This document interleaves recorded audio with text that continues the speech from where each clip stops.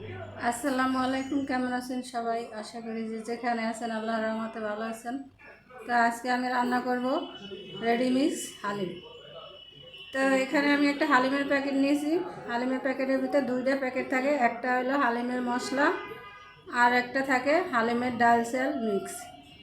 তো ডাল চাল মিক্সটা আমি এই যে এখন 1 কাপ পানি দিয়ে, গরম পানি দিয়ে আমি 1 ঘন্টার জন্য ভিজিয়ে রাখবো।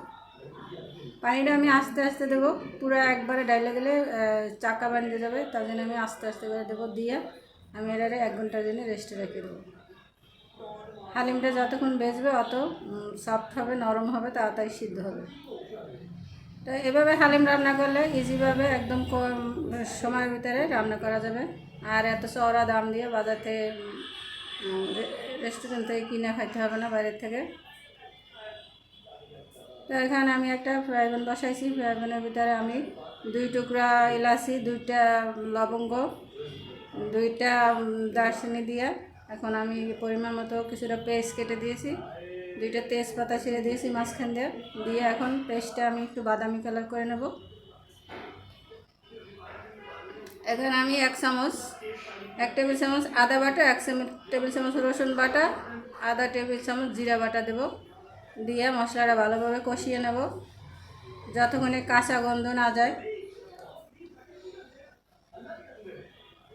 এখানে আমি আদা 4 চামচের মতো গোলমরিচ দিছি, কালো গোলমরিচটা। এখানে একটু পানি দিয়ে আমি ভালোভাবে মশলাটা কষিয়ে নেব।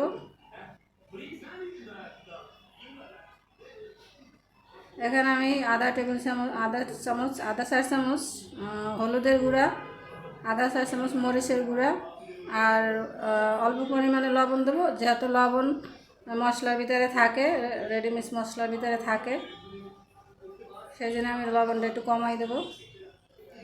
এখানে যে মশলাটা ছিল ওইটার থেকে আমি অর্ধেকে একটু বেশি মশলা দিয়ে দেবো। দিয়ে আবার একটু পানি দিয়ে মশলাটা ভালোভাবে কষিয়ে নেব।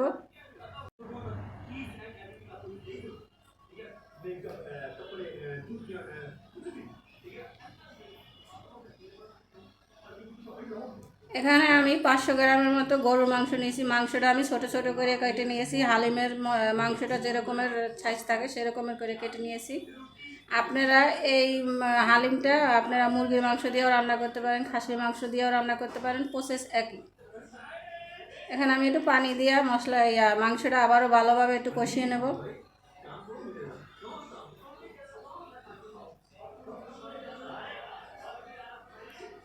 এই হালিমটা রান্না করা ঝামেলা একদমই কম, প্যাকেট হালিম অনেক ঝামেলা কম।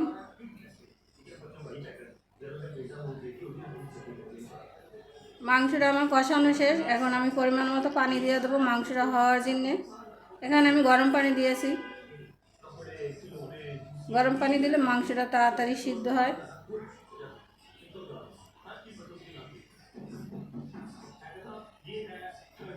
এখান থেকে আমি কিছুটা মাংস উঠে রাখবো। এই মাংসটা আমি হালিম পরে দেবো। হালিমের এটার ভিতরে এখন আমি হালিমটা দিয়ে দেবো। মিক্স করা হালিমটা এখন দিয়ে দেবো। দিয়ে হালিমটা আমি ভালোভাবে কষিয়ে নেব।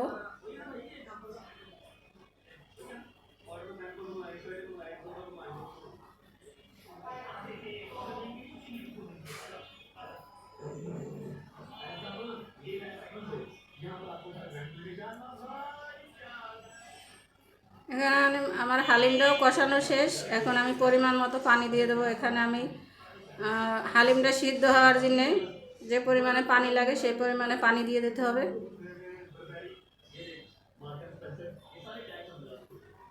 এখানে আমি 3 কাপ পানি দিয়েছি।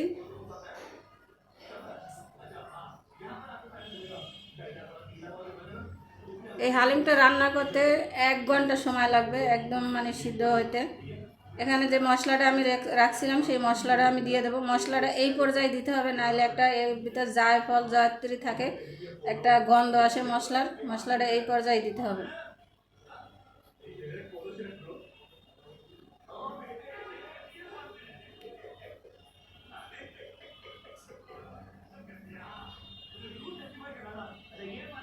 যে মাংসটা আমি উঠে রাখছিলাম সেই মাংসটা এখন দিয়ে দেবো আমি। দিয়ে নেড়ে চেড়ে ভালোভাবে মিশিয়ে দেবো। এর ভিতরে ঢাকনা দেওয়া যাবে না, ঢাকনা দিলে বলক এসে উঠে পড়ে যায়। এখানে দাঁড়ায় এখানে এটা নাড়াচাড়া করতে হবে।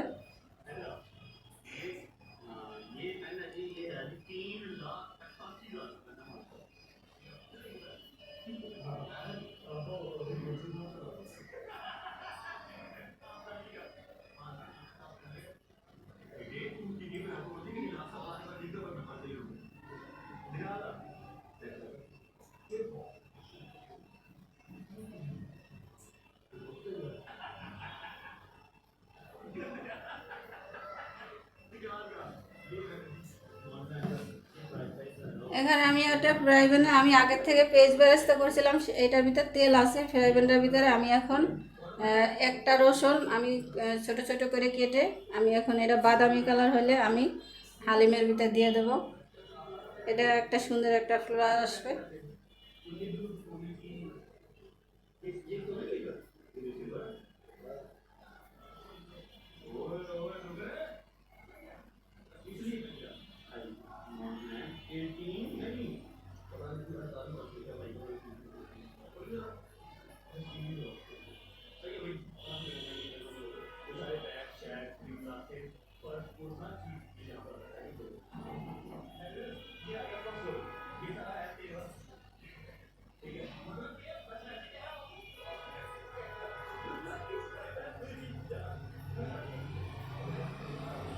আমি রসুনটা দিয়ে ভালোভাবে একটু নেড়ে চেড়ে মিশিয়ে দেবো।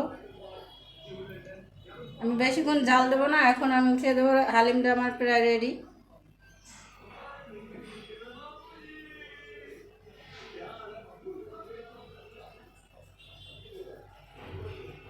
এখন আমি পরিবেশন করব।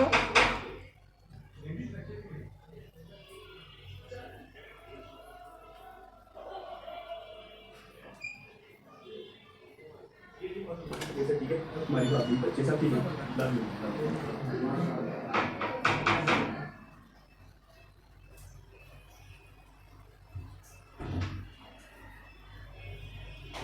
এখানে আমি পরিবেশনের জন্য এখানে আমি লেবু নিয়েছি, পেঁয়াজ বেরেস্তা নিয়েছি, ধনিয়া পাতা কাটা নিয়েছি, এখানে আমি আদা কুচি নিয়েছি, কাঁচামরিচ কুচি নিয়েছি। প্রথমে আমি আদাটা দিয়ে দেব। এখানে আমি শসা কুচি দিয়ে দেব। এখানে আমি কিছুটা কাঁচামরিচ কুচি দিয়ে দেব। এখানে আমি কিছুটা পেঁয়াজ বেরেস্তা দিয়ে দেব। এখানে আমি কিছুটা ধনিয়া পাতা দিয়ে দেব। এখানে আমি পরিবেশনের জন্য আমি লেবু দিয়ে দেব। তো আসসালামু আলাইকুম, ভালো থাকবেন, সুস্থ থাকবেন। আর আমার ভিডিওটা ভালো লাগলে সাবস্ক্রাইব করে দেবেন।